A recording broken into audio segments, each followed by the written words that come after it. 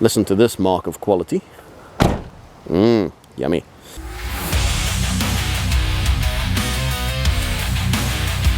Hi guys, and welcome back to Induction Noise, the channel where we review cars, we race cars, we buy cars, we sell cars, we sometimes even talk about cars. But today I am going to be reviewing my temporary daily driver.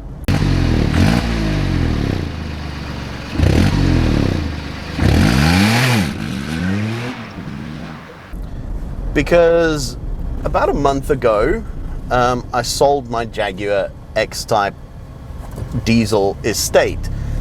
And since then, I've been driving a borrowed set of wheels, affectionately known as Noddy.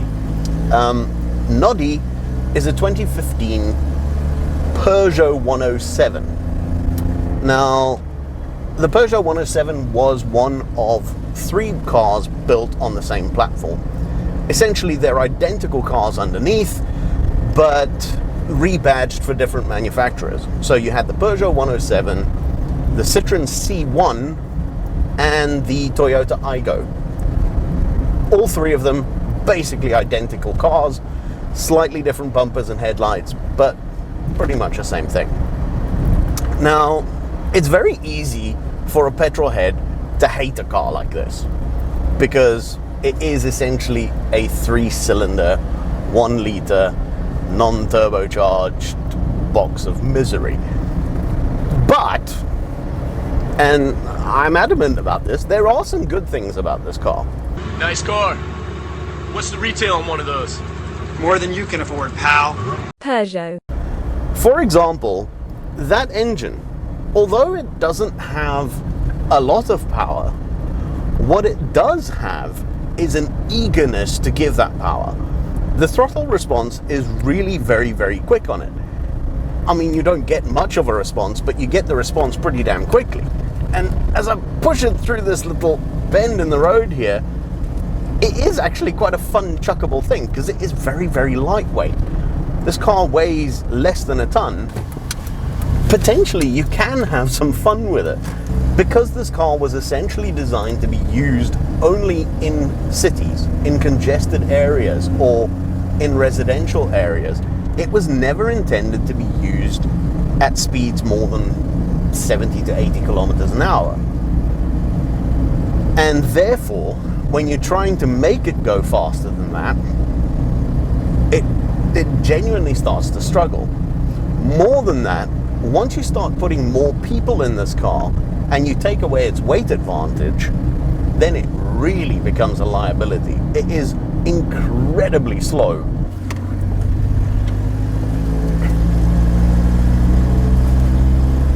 So, yes, it's fun to drive. Yes, it's got really good steering feel. Yes, it's chuckable and enjoyable and puts a smile on your face when you really want to play with it. But that, I am afraid, is where the good stuff ends. Because the whole purpose of the 3 manufacturers getting together to jointly develop this car was so they could save costs in development. But what they also did was try every which way they could to save money in production as well, which means your build quality suffers. It's really badly built. I mean, granted, nothing's falling off it, but that's the door. Bruh. Yeah. These vents are just loose and floppy for the aircon.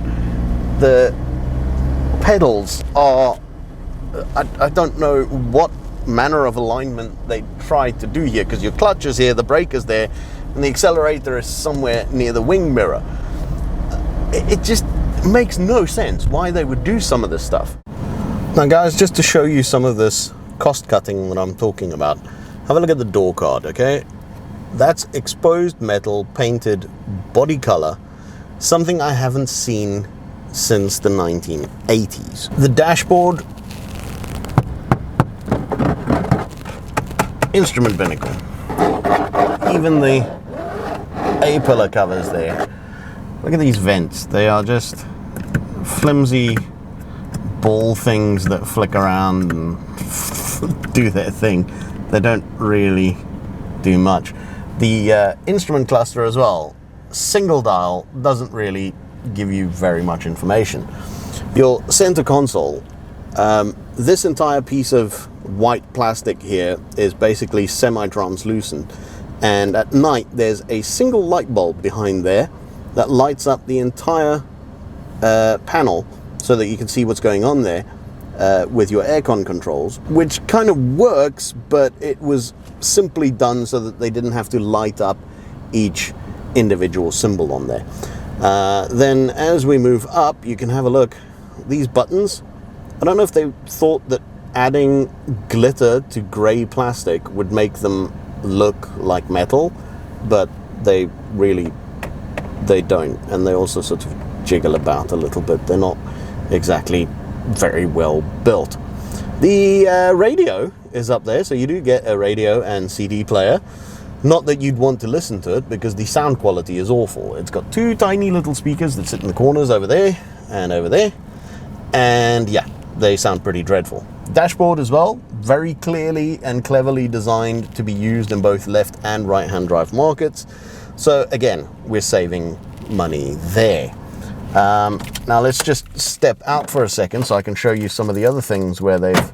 Ooh, that's a quality sound right there. Clunk. Yeah. So windows on the front doors get manual winders, which is lovely. Listen to this mark of quality. Yummy. In the back, see, these windows don't wind down. They just have a sort of pop out lever, which is again just another way of saving money. You'll notice, if you look carefully at the design of this car, there is no C-pillar, because the C-pillar is essentially part of the rear door. So there's no metal panel that goes behind the rear door. You've got the taillights and the plastic bumper. Some more evidence of fantastic build quality there. But essentially, there's no C-pillar behind it. The boot is not a panel. There's no frame to the boot, to the boot lid. So you've got lightweight plastic hinges because you're only lifting the glass. Hello, there I am, reflection. I'd love to show you that, but because of the unique cost-cutting and build quality of this car, bear with. 2 very boring minutes later. It's... Yeah. No, you can't open the boot anymore, because that is a terrible quality lock that no longer works. If I could open it, I'd be able to show you that inside there is a... Oh, can I focus there? There's a single piece of string that holds up the parcel shelf, because having a string on each side would have cost too much. There's also no metal fuel filler flap. You've got the little plastic thing here, and you need the key to obviously open that up, because this is not gonna secure anything. I mean, it's not terrible, but genuinely, just they could have spent a few more rands and just built it properly. It's cost cutting to the extreme. They didn't bother with sound deadening either. It is loud in here. We're doing 80 k's an hour and I'm having to raise my voice to make sure that you can hear me.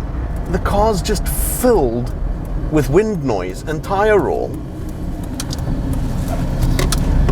I think if you had to take this thing on a particularly long journey, you would arrive late, frustrated, and very tired.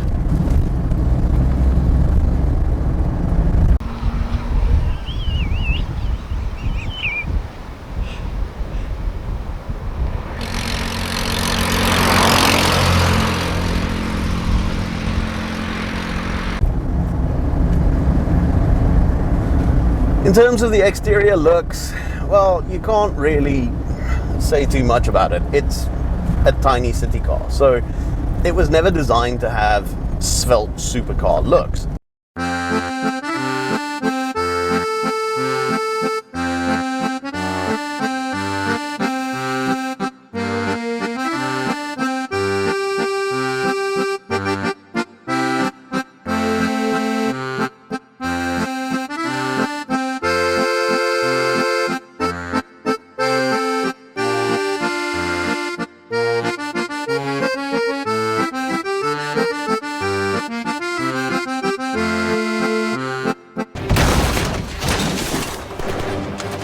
Your shoe is bigger than this car.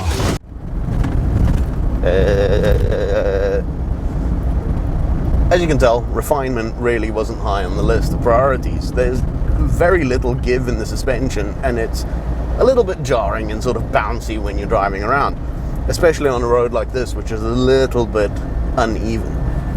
And yeah, it does that. The brakes are half decent, but again, I suspect that's simply because it doesn't weigh anything. There's nothing much to stop. There's not a lot to love about the driving experience once you get out of town. In town, it's great. You can't fault it. It does everything it's supposed to do. Yes, it's very cheaply made, and it's got horrible plastics everywhere and bits of exposed metal, and it just doesn't feel great. The parcel shelf rattles constantly. But it kind of does what you want a cheap city car to do.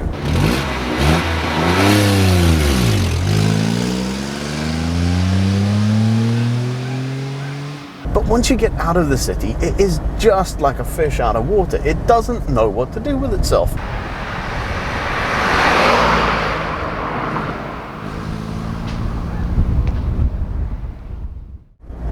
For similar money, there are so many other cars that you could buy.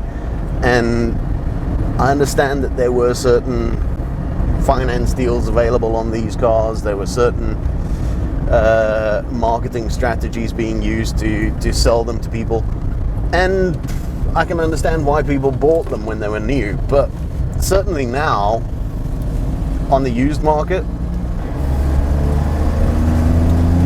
the gearbox is a 5-speed manual, and third and fourth are basically the same ratio. Fifth gear is genuinely only for cruising because there's not enough torque in the engine.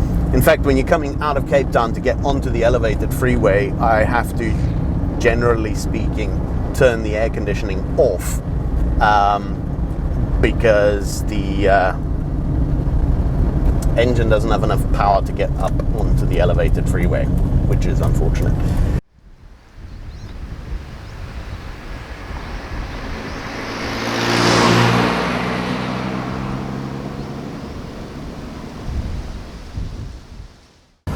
Now, one of the first things that you'll always see anyone do when they do a road test on a car is a drag race or a 0 to 100 run or something like that, just to give you an idea of the level of performance that you're dealing with here.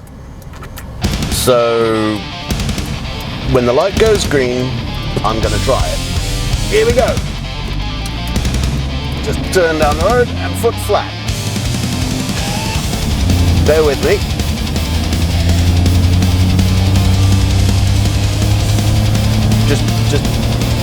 Just a moment. We're almost there. We're close. Oh, sorry, there's a bit of a head. Come on. 90. Wow, this southeaster is really. Just bear with. A little longer than a few minutes later. 95. Bit of buffeting.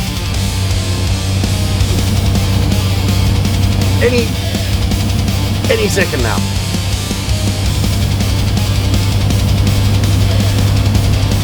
100. Wow. Almost grew a beard there. But did you die? I daren't go for fourth yet. The valves are bouncing around on the bonnet, but I daren't go for fourth because I won't make it over the crest of the hill. we go. A little bit of sanity again.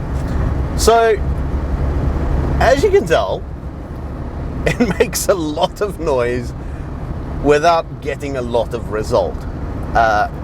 It really is just dreadfully underpowered once you want to go more than 50, 60 k's an hour. Up to 50, 60 k's an hour, it's actually fine. If you're just pottering around in town or in a congested city or whatever, it's absolutely perfectly adequate because this is a city car. This thing is like a fish out of water when you take it over 100 k's an hour. It doesn't like doing it. I mean, it can do it, but it's a bit like making toast with a hairdryer. It's not really the best tool for the job. But I don't want to be too negative about Noddy. I mean, he really does serve a purpose. He does what he says on the tin. He gets you from A to B very economically. Now guys, that's basically Noddy in a nutshell. And please don't get me wrong, I'm eternally grateful for the fact that I have Noddy to use and to drive on a daily basis, because if it wasn't for that, I wouldn't have been able to sell my Jag at the time that I did. And I wouldn't have been in the position that I am now, where I can leisurely shop around and buy something that I actually want. So yes, I'm eternally grateful that my mother-in-law has lent me Noddy. But would I buy one? Absolutely not. In the city, or if you stay in town and you never leave your town, yes, it works. It'll get you from A to B. It's reliable. It's economical. Go for it. If you ever need to go out of the city or anywhere where you need to drive faster than 80 k's an hour, it does not want to do it. And the fact that there's so much blatant cost cutting all over this car, I mean, simple little things that you just expect a car to have. Everything about it has been done as cheaply as possible. And for me, to part with my hard-earned cash to buy something that someone else has taken so little care and attention of actually putting together, it doesn't sit right with me. So, sorry Noddy, but I probably wouldn't buy you. Now, if you like this video and the kind of content that we produce, please don't forget to subscribe to the channel. It doesn't cost anything, but it really does help us a lot.